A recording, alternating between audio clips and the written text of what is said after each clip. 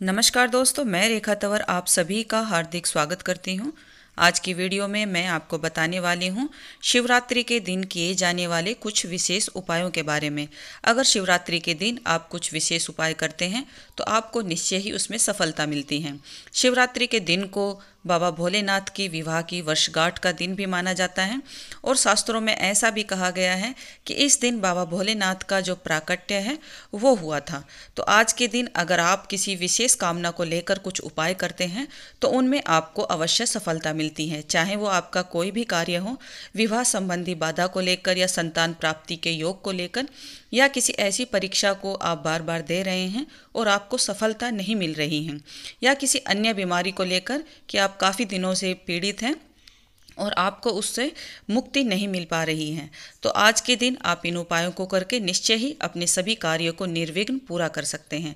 आपको करना क्या है कि सूर्योदय से पहले शिवरात्रि के दिन उठना है। और देखिए, वैसे 12 महीने में 12 शिवरात्रि आती हैं। आप चाहें तो किसी भी शिवरात्रि को आप इन उपायों को कर सकते हैं। प्रत्येक महीने में शिवरात्रि आती है अमावस्या तिथि से एक दिन पहले, जो 14 की तिथि होती है उसी दिन शिवरात्रि का पर्व मनाया जाता है। आप चाहें तो किसी भी महीने की शिवरात्रि को आप इन उपायों को कर सकते हैं। आपको करना क्या है, सूर्योदय से पहले आपको स्नान ध्यान से निवृत्त होना है। आपको पूजा करते समय कुछ बातों का ध्यान भी रखना है।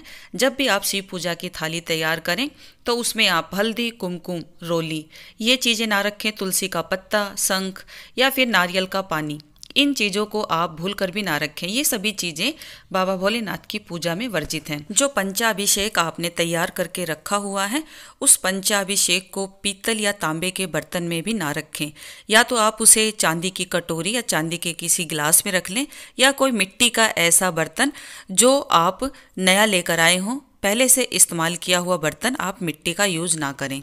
इसके अलावा आप चाहें तो किसी पत्तल या डोने जो पेड़ों के पत्तों के बनते हैं, उनसे भी आप बाबा भोलेनाथ का अभिषेक कर सकते हैं। भोलेनाथ की पूजा में बेलपत्र का विशेष महत्व है।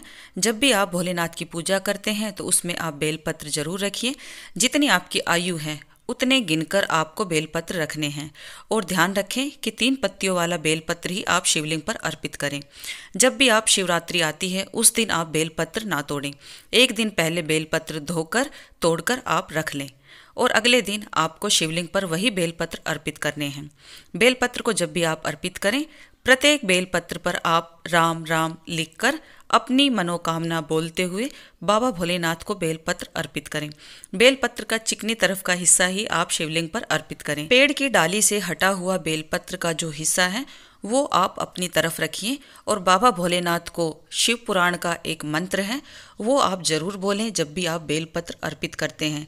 श्री शिवाय नमस्तुभ्यम, श्री शिवाय नमस्तुभ्यम, ये शिव पुराण का मूल मंत्र है। इस मंत्र के साथ आप बेलपत्र अर्पित करें। जितनी आपकी आयु है निश्चय ही आपकी मनोकामना अवश्य पूर्ण होगी। शिव पूजा में अगर लाल रंग के फूल चढ़ा रहे हैं तो कमल या कनेर के फूल ही चढ़ाएं। वैसे भोलेनाथ की पूजा में सफ़ेद रंग के पुष्प उन्हें अति प्रिय हैं। आप जब भी पुष्प रखते हैं तो इन बातों का विशेष तौर पर ध्यान रखिए।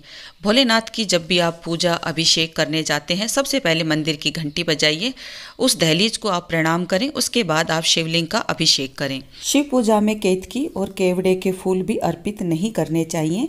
ये दोनों तरह के फूल हैं वो श्रापित हैं। बाबा भोलेनाथ ने इन दोनों को श्राप दे रखा है। इसके अलावा जो शिव प्रिय हैं, भांग, धतूरा, दुर्वा, समीपत्र, पीपल के पत्ते या आक या आकड़े के फूल, पत्तियां जो भी आपको मिलती हैं वो आप शिव पूजा में अवश्य रखें। अच्छे से शिव जी का पंचाभिषेक से रुद्राभिषेक करें।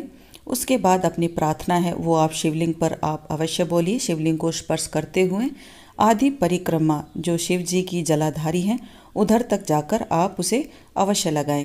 इस तरह से अच्छे से शिव पूजन करें। प्रदोष काल में की गई पूजा से बाबा भोलेनाथ अति शीघ्र प्रसन्न होते हैं।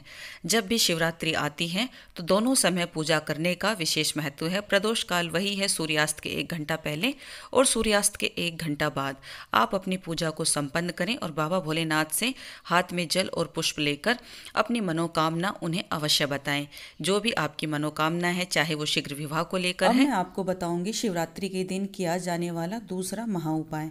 अगर आप माँ हैं तो अपने बच्चे के लिए भी आप इस उपाय को कर सकती हैं। लेकिन आपको संकल्प के साथ ही इस व्रत को या इस पूजा को या इस उपाय को करना होगा। इस उपाय को करने से पहले आप अपने हाथ में गंगा जल और फूल लेकर जिस बच्चे के लिए आप इस उपाय को कर रही हैं उसका आप नाम लेकर और उसकी जो भी मनोकामना है उसको आप बोलकर उस जल को आप ज़मीन पर गिरा दें। उसके बाद आप इस उपाय को करें। आप सूर्य उदय से पहले उठकर शिवरात्रि वाले दिन इस उपाय को अवश्य करें। जिस दिन भी शिवरात्रि गुरुवार के दिन पड़े उसी शिवरात्रि को आपको इस उपाय को करना है। सूर्योदय से पहले उठकर केले के वृक्ष की आप पूजा करें। केले के वृक्ष की पूजा में आप चने की दाल, गुड़ और किशमिश इन तीनों चीज़ों से आप भोग लगाएं और हल्दी मिला हुआ जल आप केले के वृक्ष पर अर्पित करें। उस हल्दी मिले हुए जल में तुलसी का पत्ता भी आप जरूर डाल लें। केले के वृक्ष को प्रणाम करते हुए आप बोलें कि हे बृहस्पति देव, आप मेरे बच्चे का शीघ्र अतिशीघ्र विवाह करने का योग बनाएं। उसके बाद आप केले के जड़ में से आप 1 या 1.25 इंच का टुकड़ा लेकर उसे गंगा जल से धोकर और 108 बार गुरु बृहस्पति देव के मंत्र का आप उच्चारण करके उसे आप अभिमंत्रित कर लें। ऐसा करने के बाद आप उस जो जड़ का टुकड़ा है उसे पीले रंग के कपड़े में लपेटकर आप अपने बच्चे की बाजू पर बांध दें। अगर लड़का है तो दाहिने हाथ में बांध दें, अगर लड़की है तो लेफ्ट हाथ में आप उसे बांध दें। इसके अलावा आप इस उपाय को गुरुवार के दिन पड़ने वाली पूर्णिमा तिथि के दिन भी आप इस उपाय को कर सकती हैं। पूर्णिमा की तिथि अपने आप में एक पूर्ण तिथि है। इस दिन किया गया कोई भी उपाय पूर्ण होता है। विश्वास के साथ आप इस उपाय को एक बार करके जरूर देखिए। यकीन मानिए जो लाखों रुपए का पुखराज काम करता है, बिल्कुल केले की जड़ का यह उपाय बिल्कुल वैसे ही काम करेगा। आप इस उपाय को एक बार करके देखिए, सफलता ना मिले ऐसा हो ही नहीं सकता। इसके अलावा गुरु पुष्य नक्षत्र योग में भी इस उपाय को कर सकते हैं। जो वैदिक ज्योतिष शास्त्र में 27 नक्षत्र हैं, इनमें 8वें स्थान पर पुष्य नक्षत्र आता है जो बेहद शुभ व कल्याणकारी नक्षत्र हैं। इसलिए इसे नक्षत्रों का सम्राट भी कहा जाता है। जब यह नक्षत्र रविवार के दिन होता है तो इस नक्षत्र के और वार के संयोग से रवि पुष्य योग, और जब यह नक्षत्र गुरुवार के दिन पड़ता है तो गुरु पुष्य योग बनता है। और इस पुष्य नक्षत्र के योग में किया गया कोई भी शुभ कार्य हमेशा सुफलदायी होता है। सभी कार्य में आपको सफलता मिलती है, चाहे वो किसी विवाह के योग के लिए कोई उपाय किया हो या किसी व्यापार के लिए आप इस उपाय को कर रहे हैं, आपको अवश्य सफलता मिलेगी। एक बार इन उपायों को इन शुभ नक्षत्र में इन शुभ समय पर आप करके देखिए। अगर आपको सफलता ना मिले तो ये हो नहीं सकता। आशा ही नहीं पूर्ण विश्वास है कि मेरे द्वारा बताई गई ये सभी बातें आपको ज़रूर पसंद आई होंगी। शिव पूजन में जो मैंने आपको बातें बताई हैं उन बातों का आप विशेष तौर पर ध्यान रखें। जो छोटी छोटी गलतियां हैं वो आप ना करें। शिव पूजा में टूटे हुए अक्षत का आप प्रयोग भूल कर भी ना करें। हो सके उस दिन पीले या हरे रंग के वस्त्र धारण करें। जितना आपसे बनता है शिव जी के मंत्रों का आप उच्चारण करें। गुरु बृहस्पति देव के मंत्रों का आप उच्चारण करें। शिव व विष्णु पूजा में गुड़ और चने की दाल का भोग जरूर लगाएं।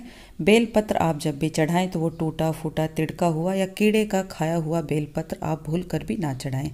बस यही थी महत्वपूर्ण जानकारी जो मैंने आपको देनी थी। अगर वीडियो आपके लिए उपयोगी हो और मेरे द्वारा बताया गया यह उपाय आपको पसंद आए तो इसे अपने फ्रेंड्स फैमिली में शेयर कर दें। भोलेनाथ आपकी सभी मनोकामनाएं पूर्ण करें। जय भोलेनाथ।